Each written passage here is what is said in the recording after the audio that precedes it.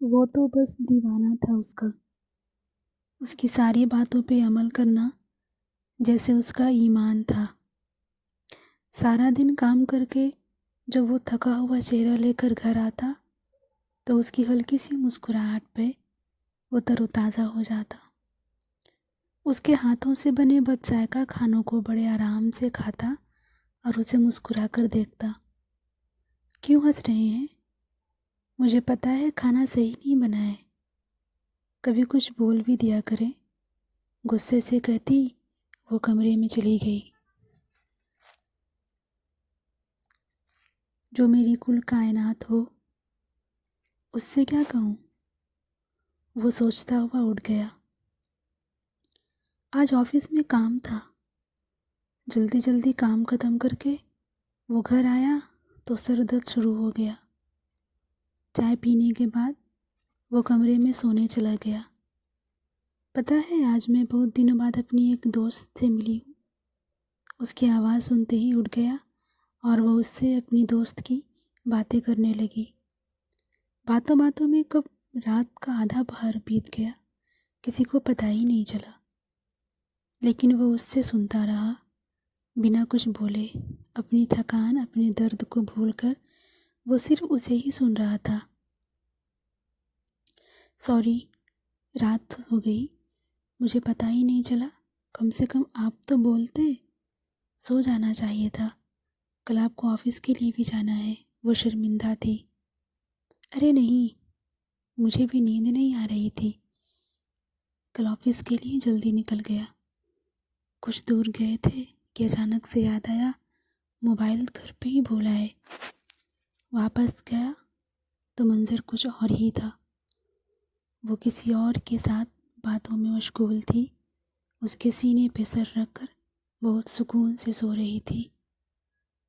मैंने उसे सुकून से सोने दिया और बिना मोबाइल लिए वापस चला आया। किसी ने मुझे देखा भी नहीं। शाम को मैं घर आया। रूटीन वही थी।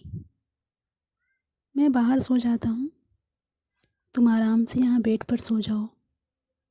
क्यों? वो बहुत ज़्यादा हैरान थी मेरे इस रवैये पर। कुछ दिनों बाद तलाक के पेपर मैंने उसके सामने रख दिया और कहा, अगर तुम्हें हमारे साथ रहकर सुकून नहीं मिलता तो तुम उसके साथ रह सकती हो जो तुम्हें खुशियाँ और सुकून देता है। आज दूसरे दिन वो मेरे सामने हाथ जोड़े खड़ी थी। बस एक बार मुझे माफ़ कर दें।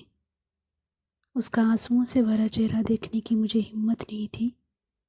मैं घर से बाहर चला गया। ना ही उसे माफ़ करने की हिम्मत थी और ना ही उसे देखने की। मैंने एक फ़ैसला किया और उसे अकेला कर दिया, हमेशा हमेशा के लिए। वो जो मेरी ज़िंदगी उसे देखकर जीता था, अपनी कुल कायनात मानता था, उसे मैं क्या ही नहीं दे सका। उससे ये सवाल मेरे दिलो दिमाग में उद्दम सा मचा रहा था।